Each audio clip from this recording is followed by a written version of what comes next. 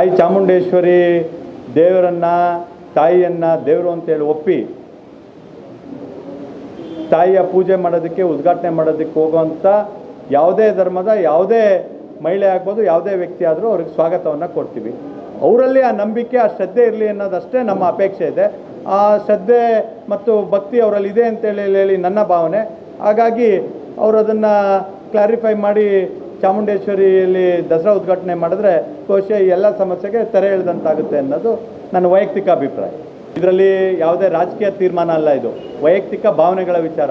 ನಾನೇನಂತೇಳಿ ಹೇಳಿದೆ, ಹಿಂದೂ ಸಂಪ್ರದಾಯನ ಒಪ್ಪಿ ತಾಯಿ ಚಾಮುಂಡೇಶ್ವರಿ ಮೇಲೆ ಭಕ್ತಿಯನ್ನಿಟ್ಟು ದಸರಾ ಉದ್ಘಾಟನೆಯನ್ನು ಮಾಡ್ತೀನಿ ಅಂತೇಳಿ ಅವರು ಒಪ್ಪೋದಾದರೆ ಅದಕ್ಕಿಂತ ಸಂತೋಷ ಪಡೋ ವಿಚಾರ ಬೇರೆ ಯಾವುದಿದೆ?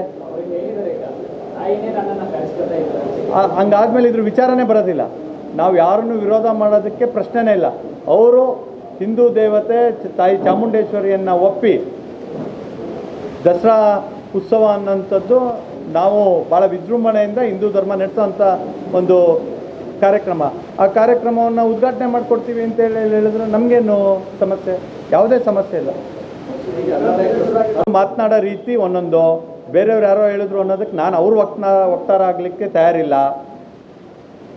ತಾಯಿ ಚಾಮುಂಡೇಶ್ವರಿಯನ್ನು ಒಪ್ಪಿ ಹೋಗಿ ಶ್ರದ್ಧೆಯಿಂದ ದಸರಾವನ್ನು ಉದ್ಘಾಟನೆ ಮಾಡಿಕೊಡೋದಿದ್ರೆ ಅದನ್ನು ಬೇಡ ಬೇಕು ಅಂತ ಹೇಳೋದಕ್ಕೆ ಪ್ರೀತಮ್ ಗೌಡ ಯಾರು? ಇಷ್ಟೇ ಪ್ರಶ್ನೆ.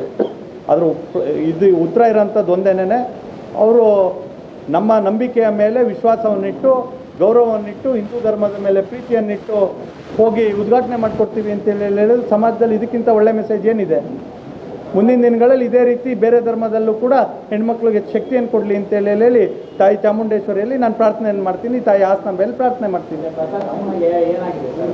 ನಾನು ಪ್ರೀತಮ್ ಗೌಡ ಆಗಿ ಮಾತನಾಡ್ತಾ ಇದ್ದೀನಿ.